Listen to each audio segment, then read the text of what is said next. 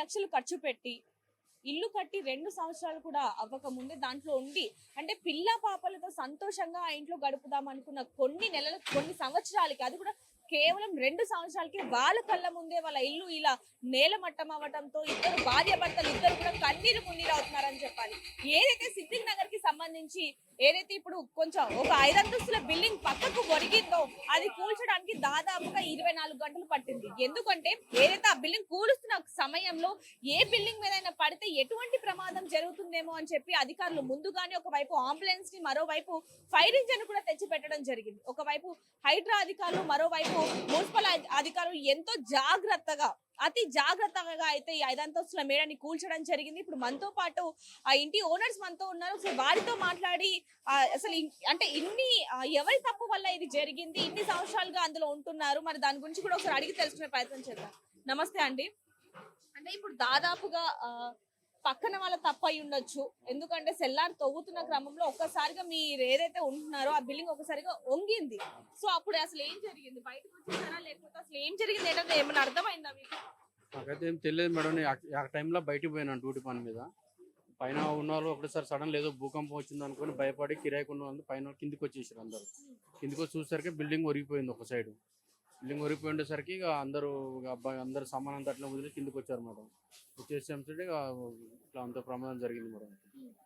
అయితే ఇంతకు ముందు కూడా అతని మీద మీరు అధికారులకు కంప్లైంట్ చేశారు అంటున్నారు. ఎందుకంటే తవ్వుతున్న క్రమంలో మీరు వద్దు అని చెప్పడం కానివ్వండి, లేకపోతే మీ పర్మిషన్ తీసుకొని ఇలా మేము మీ ఇంటికి ఏదైతే గోడ ఉందో దాన్ని కానిచ్చి ఇలా మేము తవ్వుతున్నామని ఏమైనా చెప్పారా? మాకు అసలు ఏం చెప్పలేదు మేడం. మాకు ఎలాంటి ఇన్ఫర్మేషన్ ఇవ్వలేదు. ఆల్రెడీ బస్తీ వాళ్ళు కూడా ఇంటి పక్కన చుట్టుపక్కల ఉన్న వాళ్ళు కూడా చెప్తూనే ఉంటున్నారంట. ఏంది అంత పక్కన బిల్డింగ్ ఉన్నాక కూడా మీరు జేసీబీ పెట్టి అంత పెద్దగా తోవడం ఎందుకు, ప్రాబ్లం ఎప్పటికైనా ప్రమాదమే, మీరు అట్లా చేయొద్దు అని చుట్టుపక్కల వాళ్ళు చెప్తూనే ఉంటున్నారంట. అయినా కూడా వాళ్ళు వినకుండా అట్లా చేశారు మేడం. లోపల ఇంకొకటి ఎప్పుడైతే అది పక్కకు ఒరిగిందో అప్పటి నుంచి జనాలందరూ కూడా అంటే ఈ చుట్టుపక్కల వాళ్ళు ఉన్న వాళ్ళందరూ కూడా ఎంతగానో భయపడుతున్నారు. ఎందుకంటే ఆ బిల్డింగ్ ఎప్పుడు కింద పడిపోతే ఎలాంటి పెను ప్రమాదం సంభవిస్తుందో కూడా తెలియని పరిస్థితి. మరి అప్పుడు మీరు ఏమనుకున్నారు? అంటే అది కూల్ చేస్తారు అన్న భయం అప్పటి నుంచే పడుతుందా లేకపోతే? అదే మేడం, ఇక నేను అధికారులు చెప్పారు, సార్ వాళ్ళు చెప్పారు, ఎట్టి పరిస్థితుల్లో కూలిపోతుంది, అట్లా ఉండడానికి ప్రమాదమే, అది ఇంకా చాలా ప్రాబ్లం అవుతుందని అధికారులు చెప్పారు, సార్ వాళ్ళు చెప్పారు. వాళ్ళ మాట ప్రకారమే సరే వాళ్ళు న్యాయం చేస్తారన్న ఉద్దేశంతో సరే సార్ మీరు ఎట్లా చెప్పి అట్లా వింటాం సార్ అని చెప్పాం సార్ వాళ్ళకి చెప్పాము. దాదాపుగా ఇవేవైతే 5 ఫ్లోర్లు ఉన్నాయి అందులో 8 పోర్షన్స్ పైగా కూడా ఉన్నాయి. ప్రతి ఒక్కరికి కూడా గ్యాస్ సిలిండర్లు ఉన్నాయి, ఫోన్లు ఇవన్నీ కూడా అందులోనే వదిలేసి ప్రాణాలు కాపాడుకోవడానికి బయటకు వచ్చేయడం జరిగింది. ఆ గ్యాస్ సిలిండర్లు కనుక పడితే ఇంకా చాలా పెద్ద ప్రమాదం జరిగేది. నిన్న కూడా దాదాపు 24 గంటలు పట్టింది అవన్నీ కూడా డిమాలిషింగ్ చేయడానికి. మరి దాని గురించి అది పాపం వాళ్ళు వల్ల ఉండేటోళ్ళు కూడా చాలా ఇబ్బంది పడ్డారు మేడం. అంటే లోపల ప్రాణాలు కాపాడుకోవాలని ఒకే ఒక్క దోషంతో ప్రతి ఒక్కరు కూడా బయటికి పరుగులు తీశారు. అంటే నిన్న సాయంత్రం కూడా చాలా మంది అధికారులను అడగడం జరిగింది. లోపల మా ఫోన్లు ఉన్నాయి, మందులు ఉన్నాయి, ల్యాప్టాప్స్ ఉన్నాయి, ఇవన్నీ ఉన్నాయి, లోపలికి వెళ్ళి తెచ్చుకుంటాము అని అడిగినప్పుడు అధికారులు ఏమని సమాధానం ఇచ్చారు? సార్ వాళ్ళైతే వద్దన్నారు మేడం. సార్ వాళ్ళైతే మళ్ళీ ఏమైనా కూలిపోవద్దు, అది చాలా మళ్ళీ ప్రాబ్లం అయితే వద్దని అన్నారు మేడం. వద్దనంటే వాళ్ళకే చెప్పాను మేడం, నేను ఇప్పుడు పరిస్థితి నాకు ఎవరికి హెల్ప్ చేసే పరిస్థితి లేదు, నేనే రోడ్డున పడ్డాను, నాకు అధికారులు ఏమన్నా నాకు సాయం చేస్తే నాతో పాటు మనందరం కూడా నేను కూడా మీకు సాయం చేయగలుగుతాను అని చెప్పి వాళ్ళని కూడా కొంచెం ధైర్యం చెప్పాను మేడం పిల్లలకు. మేడం అన్ని ఉన్నాయి మేడం. బీరువా అంటే ఇల్లు అనగానే బీరువా, మంచం, ఫ్రిడ్జ్ అంటే ఎక్కువ ఖర్చు పెట్టి మేడం కొంతమంది బ్యాచిలర్స్ ఉన్నారు, కొంతమంది ఫ్యామిలీ ఉన్నారు, వాళ్ళ సామాన్ అన్ని అందులో ఉన్నాయి మేడం. ఓన్లీ అది ఒకసారి షేక్ అయ్యడం వల్ల ప్రాణప్రాయం ఇదైపోతాను భయానికి వాళ్ళు ఏమి తీసుకోకుండా ఏ వస్తువు తీసుకోకుండా కాలి ప్రాణం మంచిగా ఉంటే ఎన్నైనా సంపాదించుకోవచ్చు అని అందరు బయటకు వచ్చారు మేడం. సామాన్ మొత్తం అందులోనే ఉంది మేడం. మేము ఫస్ట్ ఫ్లోర్ లో ఉంటాం మేడం. ఫస్ట్ ఫ్లోర్ లో ఉంటాం. ఇప్పుడు ఏదైతే అక్కడ డిమాలిషింగ్ చేస్తున్నారో అది మీ ఇల్లే? మేమే ఉండేది మేడం, మేమే ఉండేది.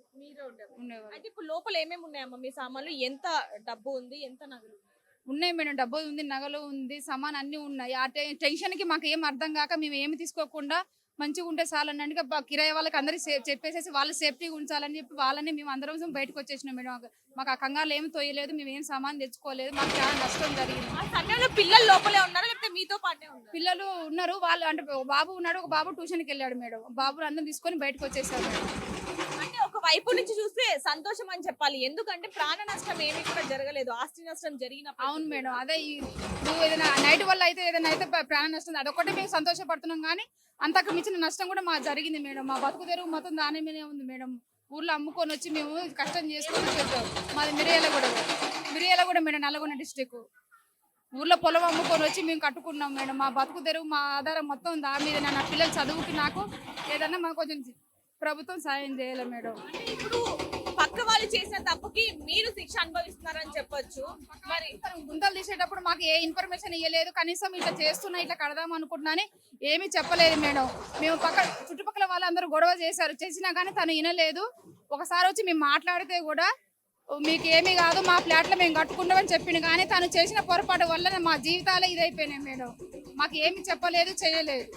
అంటే రెంట్కున్న వాళ్ళ పరిస్థితి అంటే వాళ్ళు ఎక్కడికైనా వెళ్ళి ఉండగలరు, మళ్ళీ రెంట్కు ఉండగలరు. మరి మీకు ఇప్పుడు ఈ ఇల్లే మొత్తం కూడా ఇల్లే ఆధారం మేడం. మాకు ఇప్పుడు రోడ్డు మీద ఉండడం తప్ప మాకు ఆ ఇల్లే ఆధారం. మాకు ఇప్పుడు ఏ ఆధారం లేదు మేడం. ఊర్లో కూడా ఏమీ లేదు, ఏం లేదు. ఊర్లో అమ్ముకొని వచ్చి ఇక్కడ ఉంటున్నాం. మాకు ఇప్పుడు ఆ ఇల్లే ఆధారం మేడం. రాత నుంచి పక్కన వాళ్ళు మా తెలిసిన వాళ్ళు పక్కన వాళ్ళ ఇంటి నుంచే ఉంటున్నాం. 2 రోజుల నుంచి వాళ్ళ ఇంటనే ఉంటుంది మేడం. వాళ్ళే భోజనాలు పెడతారు, వాళ్ళ ఇంటనే ఉంటున్నాం. మరి ఇప్పుడు ఏం చేద్దాం అనుకుంటున్నారమ్మా? మీరు ఉంటున్న ఇల్లు అంటే 50 లక్షలు ఖర్చు పెట్టి ఇల్లు కట్టడం జరిగింది, అది ఇప్పుడు మీ కళ్ళ ముందే ఇలా కూలిపోవడం జరిగింది. మరి ఇప్పుడు ఏం చేద్దాం అనుకుంటున్నారు? ఏముంది మేడం, మా ఇల్లు మాకు కావాలి మేడం. మా ఇల్లు మాకు కావాలి. ప్రభుత్వం నుంచి ఏదైనా ప్రభుత్వం నుంచి సాయం కావాలని కోరుతున్నాం మేడం. మామూలుగా ఈ గల్లీలోకి అంబులెన్స్ రావాలంటేనే రాని పరిస్థితి, అలాంటిది మీరు ఇలా 5 అంతస్తులు మేడం ఏ విధంగా కట్టారు? అంటే సేఫ్టీ ప్రికాషన్స్ ఏమైనా తీసుకున్నారా? అంటే ముందుగానే అధికారుల దగ్గర నుంచి అన్ని సైన్స్ అంటే మేము మేస్త్రి కాంట్రాక్ట్ ఇచ్చినాం మేడం. కాంట్రాక్ట్ ఇస్తే తను చూసుకుంటాను, తను పర్మిషన్ అన్ని చేస్తానే అన్నాడు మేడం.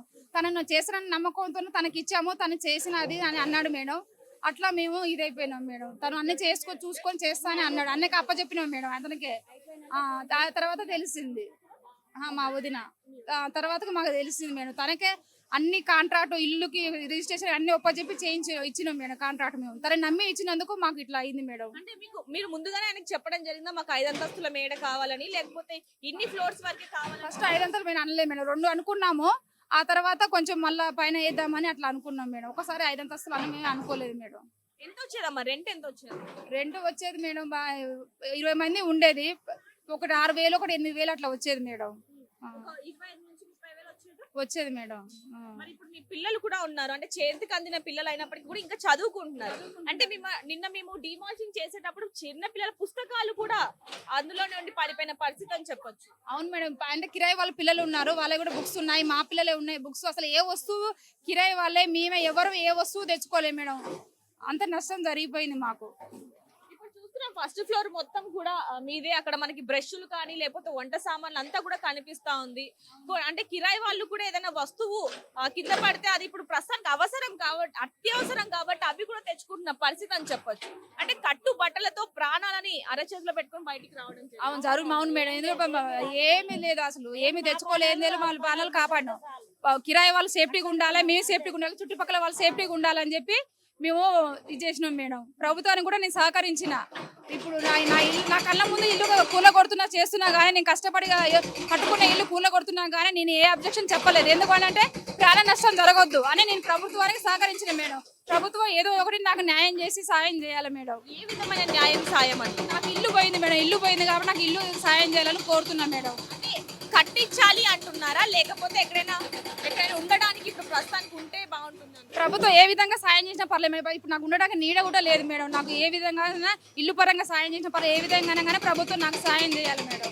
ఫోన్లు కూడా అక్కడే ఉండిపోయిన పరిస్థితి, ఎవరికి కూడా చెప్పలేని పరిస్థితి. మరి మీ బంధువులకు కానీ తల్లిదండ్రులకు కానీ ఎవరికైనా తెలుసు? మేము ఎవరికి చెప్పలేము మేడం. న్యూస్లో వస్తుంటే న్యూస్లో చూసి మా వదిన వాళ్ళు, మా అన్నయ్య వాళ్ళు, మా వాళ్ళు ఫోన్లో చూసి, అది న్యూస్లో చూసి వచ్చారు, కానీ మేము ఏమీ ఎవరికి ఫోన్ చేయలేము మేడం. ఆ టెన్షన్లో మేము ఫోన్లు తెచ్చుకోలేదు, ఏవి తెచ్చుకోలేదు. కంగారులో మేము మంచిగా ఉంటే చాలు, మా ప్రాణాలు బయటపడితే చాలు, కిరాయి వాళ్ళు సేఫ్టీగా ఉంటే చాలు అని చెప్పి మేము హడావిడిగా వాళ్ళకి ఇన్ఫర్మేషన్ ఇచ్చి అందరం బయటకు వచ్చినాం మేడం. బయటకు వచ్చినాం. ఇప్పుడు ఏమవుతారు మీకు? మా మరదలు మేడం. మీ మరదలు ఎలా తెలిసిందమ్మా? మీ మరదలు ఇల్లు కూలిపోయిందన్న విషయం ఎలా తెలిసింది? ఫోన్లో అప్పుడు టైము 9:30 ఏమైంది మేడం, 10 కావస్తుంది. అయితే వార్తలు అయిపోయినాక మళ్ళీ ఏరియా పెట్టిన, అందులో చూసినాము. అందులో చూస్తారకే ఇక మా ఆలోచన వచ్చింది, ఇక మా తమ్ముందే కదా ఏరియా అని అట్లా ఆలోచించి మళ్ళీ ఏమంటే ఫోన్ చేసినాం. ఫోన్ ఎత్తలే మా వాళ్ళు, ఫోన్ ఎవరు ఎత్తలేరు. మా పిల్లలు చేసినాం, మా మరదలు చేసిన మా తమ్ముడు చేసిన మేడం ఎత్తలే అప్పటికి కూడా ఎత్తలేరు. ఎట్లా అని ఇక మా పక్కన వాళ్ళు మా తెలిసిన వాళ్ళు ఉన్నారు, ఆలియా దగ్గర వాళ్ళు ఇక్కడ ఉంటారు. ఇక వాళ్ళకి చేస్తే చెప్పిర్రు వాళ్ళు, మీ నెంబర్ లేదురా చేద్దామంటే ఇట్లా సంగతి. ఆ పక్కన ఆయన బిల్డింగ్ కూల కొడుతుండు, బిల్డింగ్ కడుతుండు ఆయన, అది ఆ బండి పెట్టి తీపిస్తుండు. ఇప్పుడు నైట్ పూట తీసిండు. ఇంత ముందే జరిగింది, 8-9 అవుతుంది టైము. అప్పుడే వచ్చి ఆ మొత్తం కింద కొక్కిలేని పెట్టి లేపిండు. ఆ కొక్కిలేని పెట్టి లేపడం వల్ల కదిలింది బిల్డింగు. మీరు రారా అని మా అమ్మ చెప్పింది. అమ్మాయి చెప్పగానే నేను ఎట్లా ఇంక అప్పుడు నైట్ నేను మా ఆయన మా చెల్లె ఉంటుంది ఒక వాళ్ళని తీసుకొని వచ్చేసినాం మేడం. మా పిల్లలు మా అక్క పిల్లలు మేము మా బావ వాళ్ళు. ఇప్పుడు మీరు వాళ్ళకి ఏ విధమైన సాయం చేస్తున్నారా? ఇక సాయం అంటే మేడం కొద్దిగా మేము లేని వాళ్ళమే మేడం, మా కాడ కూడా ఏం లేదు మేడం. మా సాయం మా ప్రభుత్వం మా తమ్మునికి కొంచెం సహాయపడాలి మేడం. ప్రభుత్వం ద్వారా ఇల్లు వచ్చేటట్టు మాకు ప్రభుత్వం సహాయపడాలని చెప్తున్నాం మేడం. చూడొచ్చు, వాళ్ళు కూడా ఒకే మాట, కేవలం ప్రాణాలని కాపాడుకునే సమయంలో మేము ఈ విధంగా వచ్చేయడం జరిగిందని చెప్పడం జరుగుతుంది. అదే విధంగా చూడొచ్చు, ఫస్ట్ ఫ్లోర్ మొత్తం కూడా వీళ్ళే ఉంటూ ఉంటారు. ఫస్ట్ ఫ్లోర్ వరకు కూడా కొంచెం ప్రమాదం తగ్గినప్పటికీ కూడా మరి ఎవరి మీద అది ఏవైతే రాళ్ళు ఉంటాయో అవి ఎవరి మీద పడకుండా ఉండడానికి మొత్తం కూడా డిమాల్చింగ్ చేస్తున్న పరిస్థితి అని చెప్పొచ్చు. అదే విధంగా ఇక్కడ సామాన్లు కానీ ఇటు చూడొచ్చు, బ్యాంక్ సామాన్లు కానీ ఇంట్లో ఉన్న వస్తువులు ఏమైనా దొరికితే కనుక తీసి పక్కన పెట్టుకుంటున్న పరిస్థితి అని చెప్పొచ్చు. ఇక్కడ కూడా మనకు కనిపిస్తా ఉన్నాయి చిన్న గ్యాస్ బుడ్డీలు 2, వాటర్, ఏదైతే నూనె క్యాన్, బియ్యము, ఇక్కడ చూడొచ్చు బ్యాంక్ బుక్కులు, బట్టలు, ఇవన్నీ కూడా తీసి పక్కన పెట్టుకుంటున్న పరిస్థితి అని చెప్పొచ్చు. ఒకవైపు నుంచి చూసుకుంటే ఎవరైతే అందులో రెంట్కుంటున్నారో వాళ్ళందరూ కూడా ఇక్కడికి వచ్చి వాళ్ళ సామాన్లు ఏమన్నా దొరుకుతాయేమో అని చెప్పి ఎదురు చూస్తున్న పరిస్థితి ఏర్పడిందని చెప్పొచ్చు. ఒకసారి ఇక్కడ ఇంకొంతమంది ఉన్నారు, ఒకసారి వారితో మాట్లాడి తెలుసుకునే ప్రయత్నం చేద్దాం. అన్న మీ సో వాళ్ళు మాట్లాడడానికి కూడా ఇష్టపడని పరిస్థితి అని చెప్పొచ్చు. ఎందుకంటే వాళ్ళ ఇల్లు ఇలా అయిపోయింది కాబట్టి మేము మాట్లాడలేము అంటూ కూడా ఇక్కడ నుంచి వెళ్ళిపోవడం జరిగింది. ఇటు చూడొచ్చు, బట్టలు కూడా ఏవైనా పైనుంచి కింద పడితే తీసుకొని పక్కన పెట్టుకుంటున్న పరిస్థితి అని చెప్పొచ్చు. ఒకవైపు నుంచి చూస్తూనే ఉన్నాం, అంతా కూడా ఏ విధంగా ఉంది ఏంటనేది కూడా మనం అంతా చూస్తున్నాం. వాళ్ళు కన్నీరు మున్నీరు అవుతున్న పరిస్థితి అని చెప్పొచ్చు. ఒకవైపు నుంచి అక్కడ కూడా చూడొచ్చు, చాలా మంది అక్కడ నుంచి వారి సామాన్లు ఏవైతే ఉంటాయో అవి కూడా ఒకవేళ కింద పడితే వాళ్ళ సహాయంతో ఎవరైతే ఇప్పుడు డ్రైవర్ ఉన్నాడో, జేసీబీకి సంబంధించిన డ్రైవర్ ఎవరైతే ఉన్నారో అతని ద్వారా అవన్నీ తీసే ప్రయత్నం కూడా చేస్తున్నారు. ఇప్పుడు మనం చూసిన కొన్ని సామాన్లను కూడా పక్కన పెట్టిన విజువల్స్ కూడా చూస్తున్నాం. అతి జాగ్రత్తగా వారి సామాన్లు మళ్ళీ రీయూజ్ చేసేలాగా, అంటే మళ్ళీ అవసరానికి ఉండేలాగా అయితే చేస్తున్న పరిస్థితి అని చెప్పొచ్చు. చూస్తున్నాం, ఇంకా కొనసాగుతూనే ఉంది. దీనికి సంబంధించి అంటూ కూడా ఎంతగానో ఆతృతగా ఎదురు చూస్తున్న పరిస్థితి అని చెప్పొచ్చు. ఏదైనప్పటికీ మాకైతే నష్టం కలిగింది, అది కూడా పక్క వారి వల్ల మాకు నష్టం జరిగింది. పోనీ పక్కన ఎవరైతే యజమాని ఉంటారో అతనితో మాట్లాడదామన్నా కూడా ఇప్పటి వరకు కనిపించని పరిస్థితి అంటూ కూడా వాళ్ళు చెప్పడం జరుగుతున్నట్టు కూడా వీళ్ళు చెప్పారు. ఏదైనప్పటికీ ప్రభుత్వానికి మేము సహకరించాము, మాకు కూడా ప్రభుత్వం సహకరించాలి అంటూ కూడా యజమాని చెప్పడం జరుగుతుంది. మరిన్ని వివరాల కోసం చూస్తూనే ఉండండి. RTV కెమెరామ్యాన్ సూర్యతో రిపోర్టర్ దేవిక, హైదరాబాద్.